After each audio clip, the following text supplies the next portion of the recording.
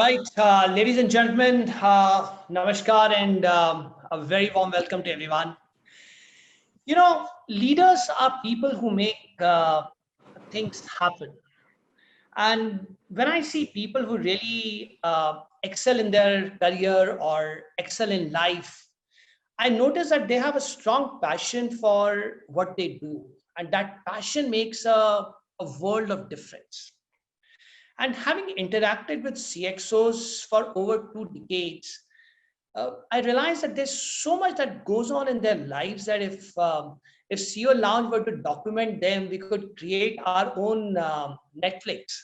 So keeping that in mind, we decided to create this platform of Bantering Blues where iconic leaders can come and share their stories with the world. From setting up an entire research team in Afghanistan with the noise of blast in the background, to waking up at a remote lodge and realizing there's a crocodile sleeping under the bed. At Bantering Views, we have got unimaginable stories from all over the world. And our guest today is no ordinary person. He needs no introduction. He's the most celebrated face in Indian cuisine. I remember some 2 decades back, somewhere in Dubai, standing in a long queue to get an autograph and a picture clicked with him. I still cherish that moment. Despite signing autographs and clicking pictures with some 100 folks, he had the same smile and affection for every fan of his, and he hasn't changed. I feel privileged to know him closely now, and what has stuck with me is his simplicity, his charm, his smile, and his penchant for interest beyond his work for playing drums and music and much more. Friends, our guest today is a celebrity, entrepreneur, television personality, and you can keep adding up to the list. His commitments towards the community and nation building is inspirational. He works closely with autistic children, supporting the NGO Forum for Autism. He works very closely with Akshay Patra, the world's largest NGO running midday meal programs that serve school lunch to over 1.7 million children across 12 states in India. He is truly a man who knows how to make it large. He's iconic. He's one of the finest chefs in the world. Let's welcome Padma Shri Sanjeev Kapoor. Chef, namaskar. Thank you, Deepak. Very, very warm welcome to you. And we all are keenly looking to hear an insightful chapter from your life. Thank you. The screen is all yours, and I will return towards the end with a few audience questions with you. And to all our listeners, if you would like to ask something, do key in your questions. And Chef, over to you. Thank you very much, Deepak, for the kind introduction, which is you've been very kind with your words. Always good afternoon, everyone. Thank you for joining today. And when Deepak and Hari asked me to speak, venturing your blues, and I was wondering what kind of blues should I mention? The only blues that I'm familiar with are musical blues, which are fascinating, which are very good. So I would say that in terms of celebrating blues, I'm not the one who has ever shared anything which is that, oh my God, I had to sleep on the platform, I had nothing to eat, and no, I have not done any of that. While all of us go through our struggles, all of us have our fair share of hard work and things that don't go our way. I'm sure that all of us have been there, done that. But I've always believed that things are, at times, they're not always as good as they seem. And at the same time, they are not as bad as they seem. And the good thing is that there is always learning. There's always an opportunity. And when I was asked to speak on this, I thought that he also mentioned that share something that people may not know about you. Being in public life, being interviewed so many times, when there are attempts to make feature films on you. And in fact, he mentioned about Netflix. Deepak must tell you that I got a call from Dubai today on a story, episodic story, where my life story with some cooking, which they wanted to pitch and things like that. So it becomes difficult to come up with something. पिटारे में से कुछ ऐसा निकालना, ऐसा कोई कबूतर उड़ाना जो पहले नहीं उड़ाया is not that easy. I can tell you that. But I thought that I may have to go back a little bit, and it's something which I can share. It goes back to when I was about 25 years old, and the time was 1989. Indian economy was not doing that well. We all know that what kind of restrictions, what kind of troubles we had, and what problems we had. And I was working, I was struggling, I wanted to create a name for myself. I was supposedly doing well. I had the opportunity to do well, but yet I was not. I wouldn't say that I've been able to create a global mark. For that instance, I was young, and I was doing well in the company, but still there was so many things yet to be achieved. And there was a large opportunity that came in at that time, was to work in a country which, if I were to say that, if I were to ask a question that which is the most beautiful country in the world, what would you say? What are the top 3 countries that would come to your mind in terms of scenic beauty, people, niceties? And I can bet my top dollar on it that New Zealand probably is a country that you would be thinking. And that's the opportunity that came my way. It was an opportunity to work in a restaurant, and our company had signed a contract, and there was a franchise that our hotel company has signed with a local owner in New Zealand. And one of the chefs from the company, we had hundreds of chefs, would be selected to go there. So it was a big opportunity, but it was a race. You had to fight. You had to. There was a trade test. You had to do interviews. You had to do everything. And I was not the most experienced. I was bright. I was good. I was young, and so there were tests and trade tests and cooking and more cooking and all of that. And I was moving on, and I was moving on, and I was moving on to a stage where I was selected. Wow. To work in a place which is a dream country, and to go out of India, work outside India, and that after a tough selection is like a dream come true. It's something that you can say, wow, this is something which, what else you can ask for? We didn't have the option of negotiating our salary. This year was 1989. And we were told that we would get, I was to get 1,600 New Zealand dollars. And 1,600 New Zealand dollars seemed very good. It was something which was fantastic. $1 was 8 rupees. And so it was not bad at all. And packed my bags, selected, going to New Zealand via Singapore. And those were the days where we could get 500 US dollars as money that you can take from RBI. Did that, stopped over in Singapore, not a stopover, but a layover for a few hours. And I was into music, loved my music. I was not carrying much, but I had $500 in my pocket. And I realized that I needed a music system. While they would provide everything, but a music system is that I wanted to have. And the Singapore airport, Boon and Company, I still remember.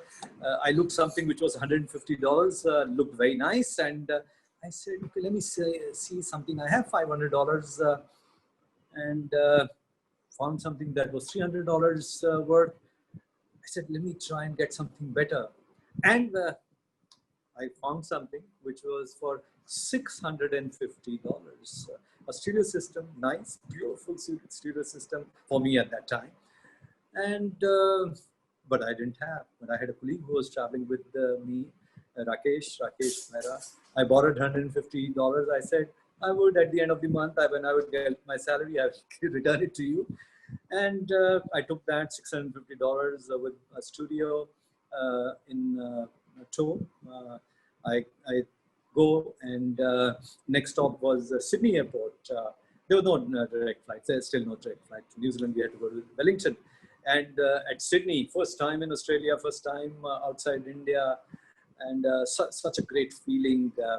And at Sydney Airport, I see a kitchen towel which had all kind of different funny things. And one that caught my fancy was, and since I was going to New Zealand, it said that New Zealand is a country which has a population of 60 million sheep.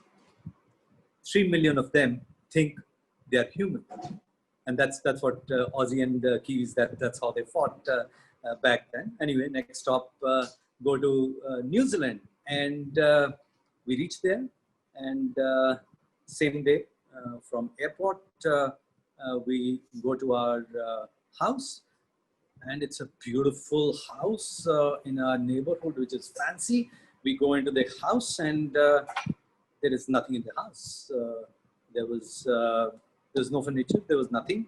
But we thought, okay, never mind. We just reached. Maybe all this is being arranged. And next day, we reached the restaurant, which was being done up at that time.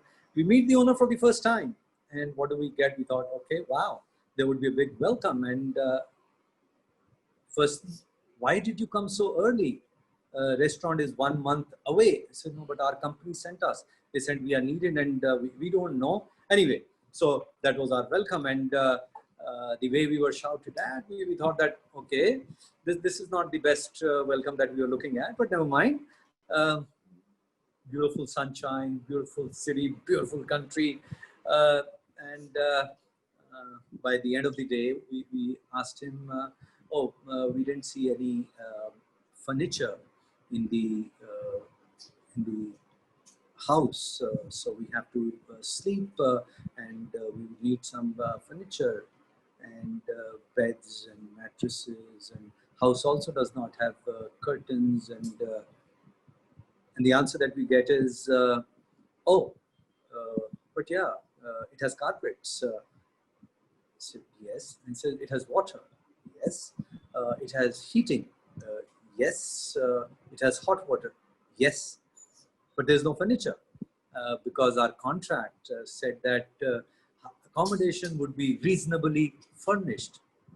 And the franchisee owner at that time was a lawyer also. And he said, you know what? To me, it's reasonable. It's reasonably furnished. If you want something else, go ahead and buy. And that was my first learning. Read your contracts. Don't take them lightly. Reasonably furnished does not mean define what is reasonable. So that was a great learning for me, that definition of reasonable, what should it be, was something. Anyway, remember I had spent whatever money. There was no clause in the contract where there would be advance salary. So there was no money. So we had to still live, and restaurant was not open. So we had to buy our meals. We had to buy everything. Again, we managed. We were 5 of us, 3 cooks. I was the chef and the manager, Rakesh. So we pulled in our resources, and we tried reaching back to our company, which was a large hotel company. Those were not the days when you could have emails, and phones were not that easy to reach. We just couldn't connect to anyone in our company. It was so difficult. And but anyway, we did that. We opened the restaurant after a month, and Prime Minister of New Zealand comes in, and before we knew, it was the best restaurant that country had. It was beautiful. We were doing really well. We had done whatever we could to make that restaurant up and running and do good business. Yet, economy, it was not only India that was not doing well, but if you thought that this period of COVID is bad, let me tell you that what we saw in that country in 90s and early 91 was the first time I felt recession. First time I felt what liquidation sales mean. If you had $500 cash with you, you could walk into any top-end shop and you could literally buy the whole place down. It was that bad, and the restaurants would not do well at that time. They are the first one to they were the first one to go down, and that's the time I realized that I had to do more. And I started thinking like an owner, because I was working as an owner, and he used to push us so hard that if somebody read the menu from the restaurant outside, because menus were kept outside, and after reading, the person did not come into the restaurant, he would look at it and say, look at that, dollars running away, and what are you doing? You're not getting them in. Uh, Anyone who reads the menu should come in. And I started to realize that we had to do more. Saturdays and Sundays lunches were not open.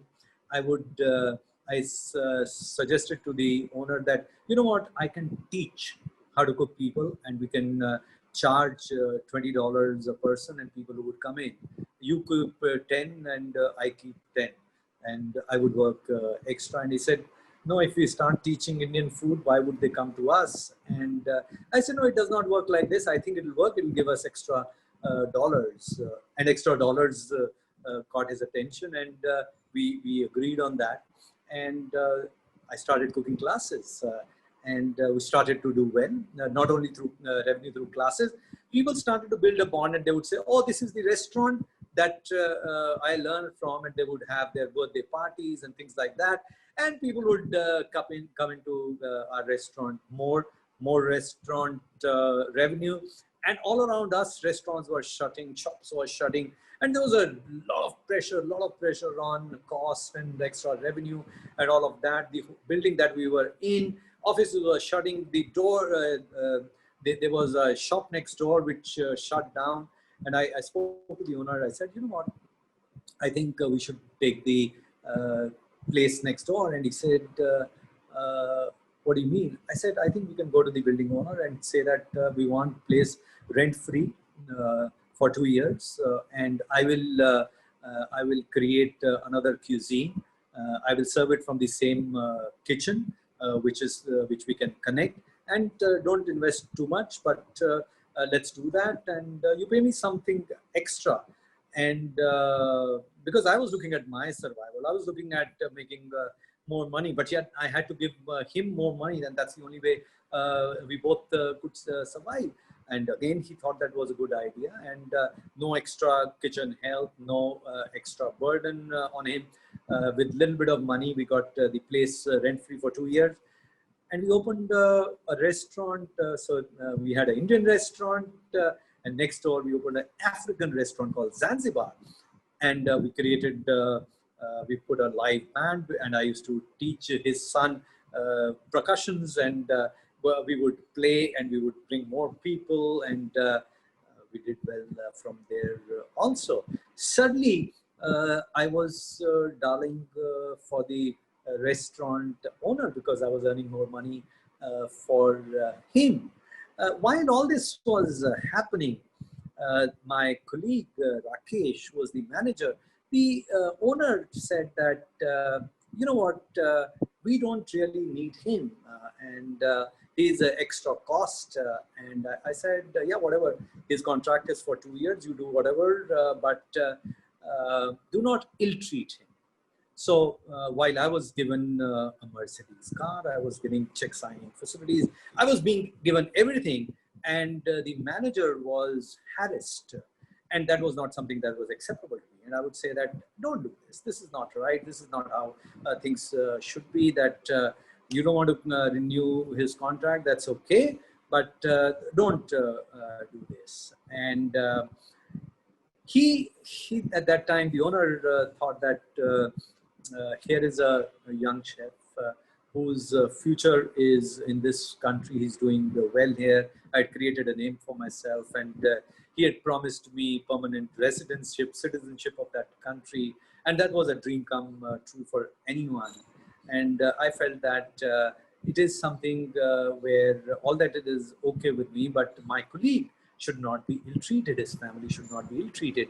But that owner did not believe. He kept on ill-treating him to the extent that going back, he did not give the money for tickets and things like that. And I said that, you know what, I would not come back if you do this after my contract. And he said, you know what, your life is here. You have everything going for you. And it's something, remember early 91, Indian economy was in shambles.